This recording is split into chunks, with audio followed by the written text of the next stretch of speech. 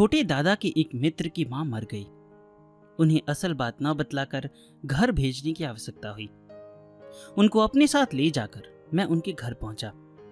मां के मरने की खबर सुनते ही वे रोते रोते अचेत हो गए। घर वालों का रोना पीटना देखकर मैं बेचैन हो गया। सोचा कि अगर मेरी माता भी अकस्मात गुजर जाए तो मैं क्या करूंगा। मां मृत्यु सैया पर पड़ी हुई है। इस ढंग की घबराहट से मैं बेचैन हो गया। बस उन्हें देखने को मैं घर के लिए चल पड़ा। कोई 5 कोस पैदल जाकर घर में देखा कि बेढव मामला है। मोहल्ले के प्राय सभी आदमी हमारे घर पर एकत्र हैं। जगह जगह 2-2, 4-4 आदमी माथे पर हाथ लगाए बैठे आंसू बहा रहे हैं। मुझे देखते ही उन्होंने कहा, मां तो अब अच्छा हुआ कि तुम आ गए। जाओ इस समय मां को देख लो। राह चलने की थकान से मैं बहुत ही सुस्त हो गया था। उस पर मां को हाथ पैर पटकते देख मैं बिल्कुल हताश होकर रोने लगा। सोचने लगा कि मां को यदि गोस्वामी जी बचा ले तो बचा ले, नहीं तो और कुछ भरोसा नहीं है। मैं गोस्वामी जी को स्मरण करके बड़ी व्याकुलता से प्रार्थना करने लगा। उनके पास दौड़ जाने की इच्छा हुई। थोड़ी ही देर में मेरी एक भतीजी को भी कैदस्त होने लगे। डॉक्टर ने आकर कहा, मां के बचने की तो आशा नहीं है, किंतु भतीजी की अभी आशा है। उन्होंने हैजे की कुछ दवाइयां एक लिस्ट बनाकर दे दी, किंतु देहात में वे दवाइयां ना मिले। गोस्वामी जी के पास पहुंचने का यह मौका पाकर दवा लाने के लिए मैं मां को छोड़कर झटपट ढाका के लिए रवाना हो गया। वहां पहुंचते ही सीधा ब्रह्म समाज मंदिर में गोस्वामी जी के पास गया। मुझ पर नजर पड़ते ही उन्होंने कहा, क्यों इस समय तुम यहीं पर हो? क्या घर नहीं गए? अच्छा, मालूम होता है तुम घर से ही आए हो। मैंने कहा, मैं सीधा घर से ही चला आ रहा हूं। गोस्वामी जी ने कहा, बतलाओ कैसी हालत है? मैंने कहा, मां को और एक भतीजी को हैजा हो गया है। गोस्वामी जी ने कहा, तो तुम दवा ले जाने को आए हो? मैंने कहा, जी हां। गोस्वामी जी ने कहा, तो अब देर करना ठीक नहीं। भतीजी क्या छोटी है? 7-8 वर्ष की होगी। सुनकर गोस्वामी जी ने उफ कहकर खेद प्रकट किया और आंखें बंद कर ली। वो कलेश सूचक आह करके 2-3 मिनट तक चुपचाप बैठे रहे। मैं इसी समय मां के अच्छे हो जाने के लिए मन में गोस्वामी जी से प्रार्थना करने लगा। उन्होंने आंखें पोंछकर स्नेहपूर्वक मेरी ओर देखकर कहा, माता के लिए घबराओ मत, दवा ले जाओ, उसे गांव वालों का भी भला होगा।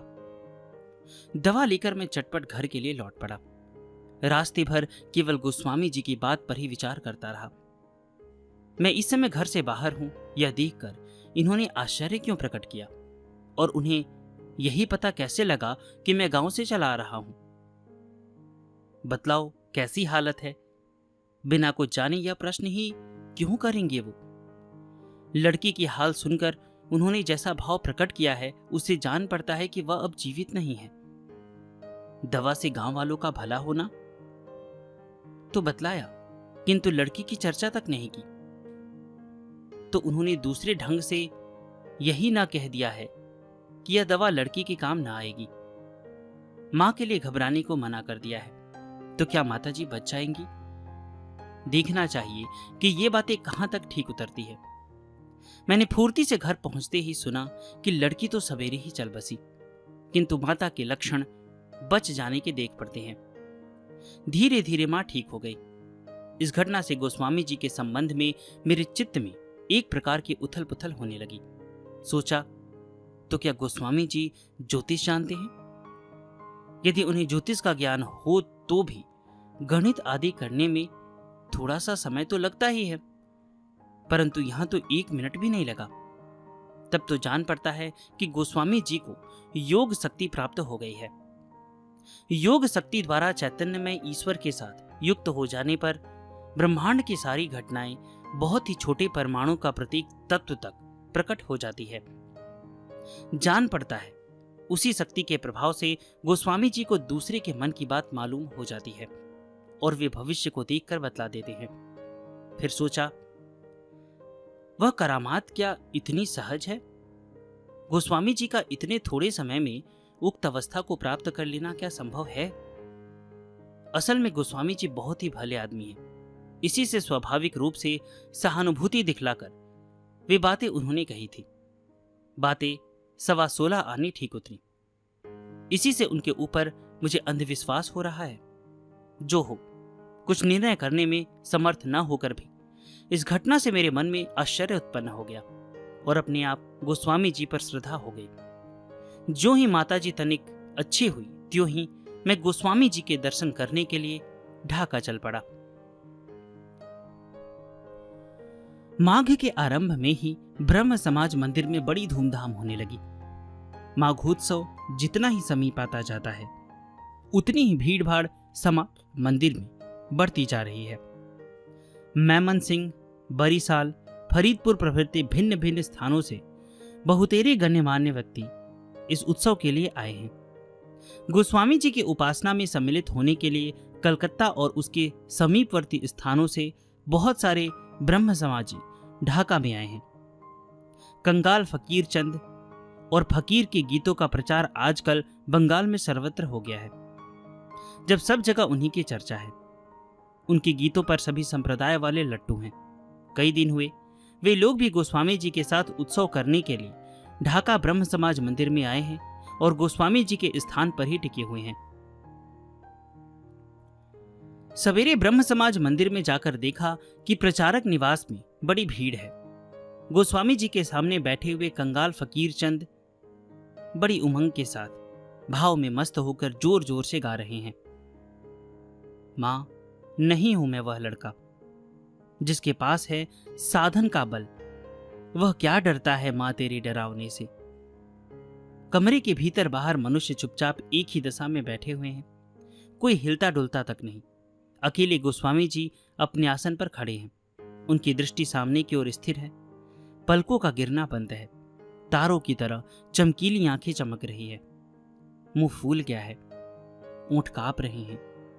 दोनों गालों पर होते हुए लगातार आंसू बह रहे हैं। उनका बायां हाथ छाती पर है, दाहिना हाथ कर मुद्राबद्ध दशा में तालू पर रखा हुआ है। वे बार बार चौंक उठते हैं। शरीर पर रोमांच हो रहा है। बीच बीच में जोर जोर से हरि बोलो कहकर ऊपर को कोई 1.5-2 हाथ तक उछल जाते हैं और फिर स्थिर भाव से पल भर खड़े होकर पैर से चोटी तक थर-थर कांपते हैं। गिर पड़ने के लक्षण देखते ही श्यामाकांत पंडित जी संभाल लेते हैं। थोड़ी ही देर में गोस्वामी जी खिलखिलाकर हंस पड़े। यह हंसना भी एक विचित्र घटना है। जोर से खिलखिलाने की अद्भुत ध्वनि से कमरा मानो कांपने लगा। लगातार हंसी का वेग बढ़ने लगा।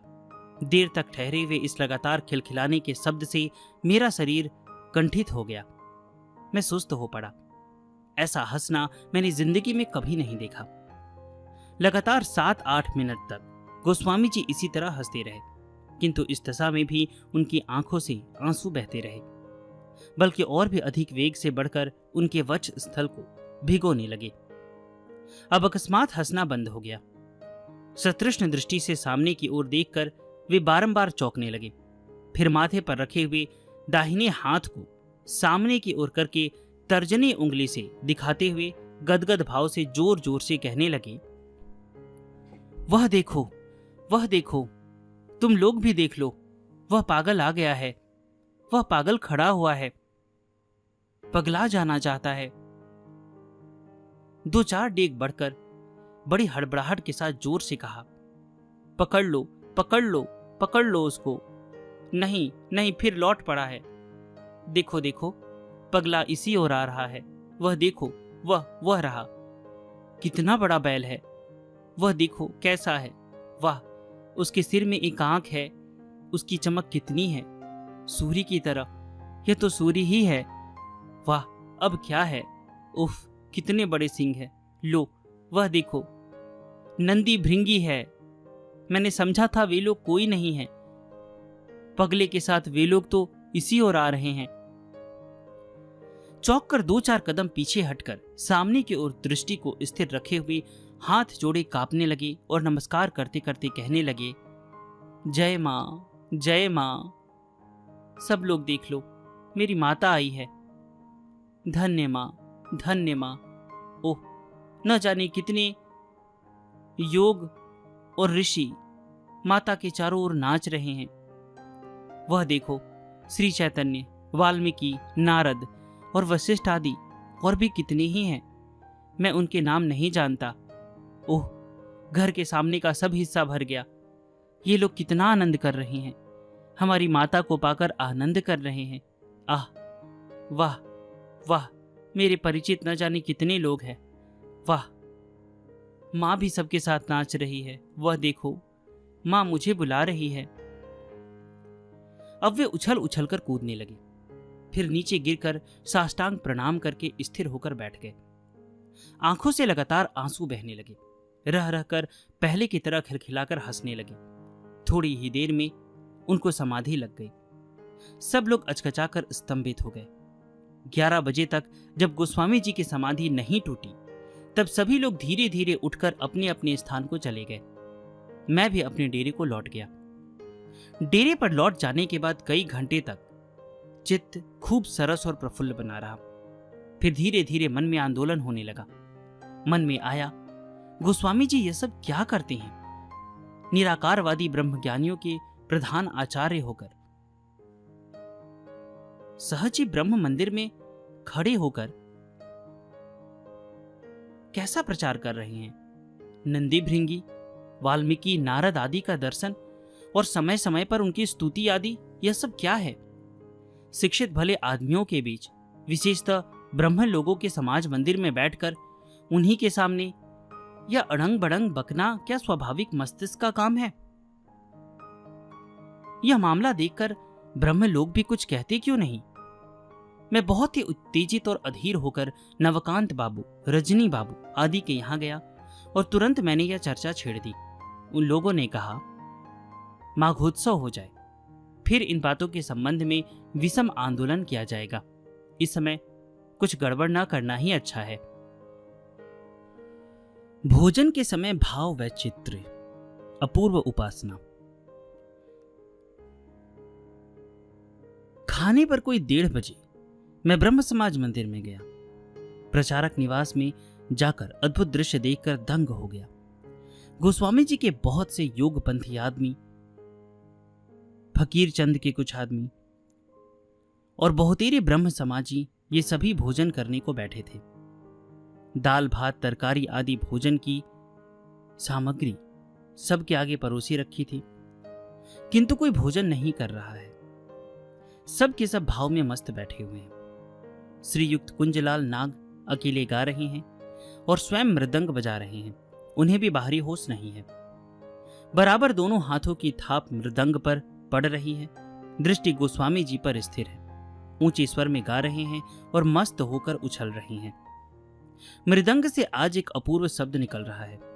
गीत की तो कुछ बात ही ना पूछिए। ऐसा मालूम होने लगा कि बहुत से मृदंग एक ही ताल पर बज रहे हैं और बहुत से आदमी एक स्वर में गा रहे हैं। ऐसी विचित्र घटना मैंने कहीं नहीं देखी। जो लोग भोजन करने बैठे थे, उन्हें 2-4 कौर खाते खाते ही बाहर की सुधि ना रही। कोई भात का कौर हाथ में लिए बैठा है, कोई पत्तल पर ही गिर गया है, कोई मुंह में भात का कौर दिए हुए ही अचेत हो गया है और कुछ कुछ होश में आते ही कोई कोई उस दाल भात तरकारी आदि को अपनी देह में मल रहा है। किसी के लगातार आंसू बह रहे हैं, कोई कांपता हुआ बार बार चौंक पड़ता है, किसी किसी को जल्दी जल्दी श्वास प्रश्वास चल रहा है और किसी किसी के मुंह से एक अद्भुत ढंग का शब्द हो रहा है। शिक्षित ब्रह्म समाजियों का भी इस ढंग का असंभव भाव देखकर मुझे भूतों की लीला जान पड़ी। किसी किसी को जूठी पत्तल और थाली पर गिरते देखकर मैंने झटपट थाली और पत्तल को हटा दिया। महाभाव की तरंग और भी बढ़ गई। मृदंग की ध्वनि और गीत का शब्द मानो चौगुना बढ़ गया। बगल के कमरे के भीतर स्त्रियां भी अजीब हरकत करने लगी। उनके रोने चिल्लाने और बहुत बुदबुदाने से एक अद्भुत ध्वनि उत्पन्न हुई। बार बार प्राणायाम के शब्द से कमरा परिपूर्ण हो गया। आज भीतर बाहर का भेद उठ गया, सब एकाकार है। खुली जगह में सबके सामने प्राणायाम की श्वास क्रिया चलने लगी। बरामदे में और आंगन में जो लोग थे उनकी दशा भी नाना प्रकार की है। जान तो नहीं पड़ता कि किसी को बाहरी ज्ञान है, कोई हंसता है, कोई रोता है और कोई बहुत चिल्ला रहा है।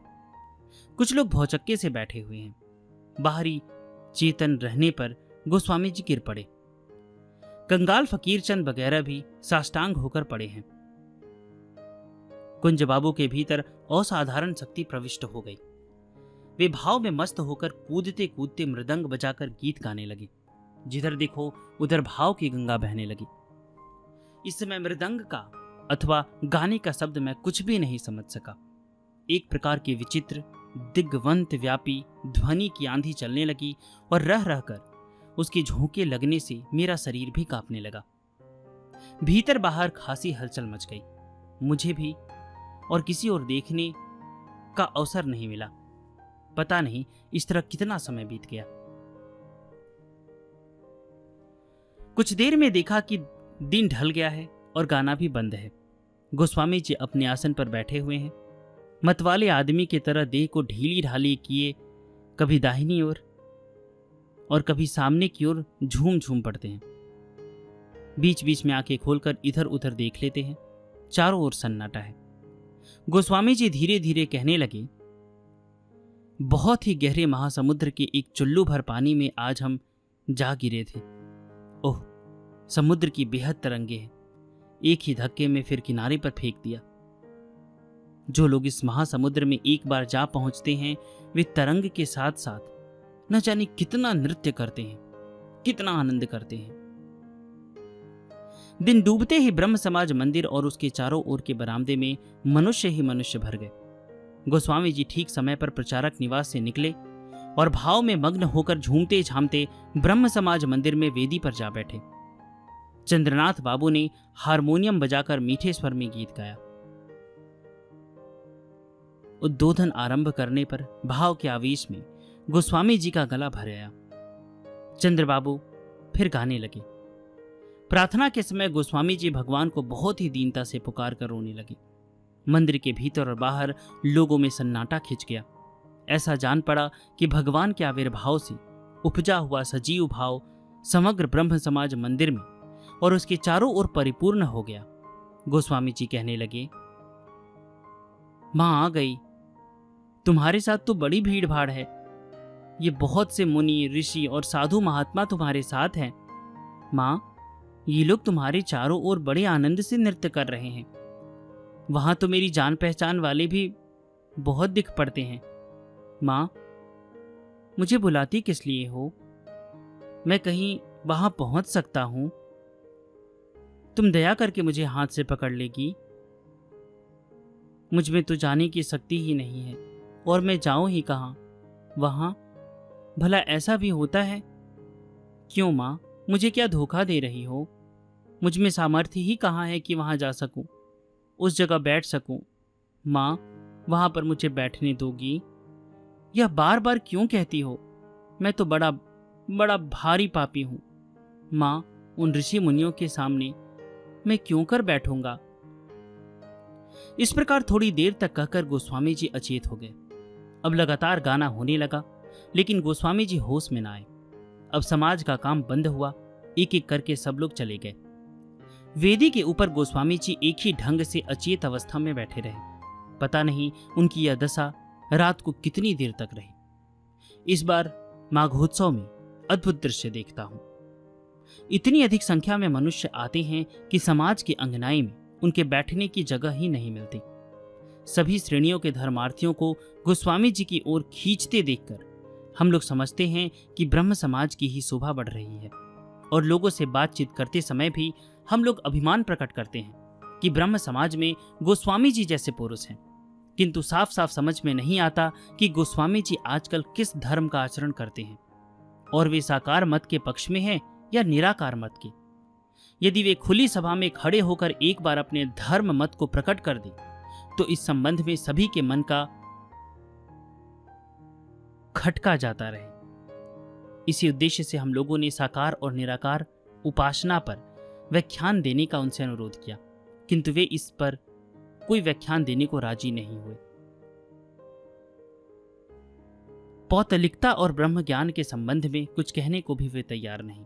अंत में जब उन्हें ब्रह्मोपासना के संबंध में अपनी राय प्रकट करने के लिए कहा गया, तब उन्होंने ब्रह्म ज्ञान और ब्रह्मवादी विषय पर व्याख्यान देना स्वीकार कर लिया। हम लोगों ने भी शहर में सर्वत्र इसका विज्ञापन दे दिया। आज ही शाम को व्याख्यान होगा।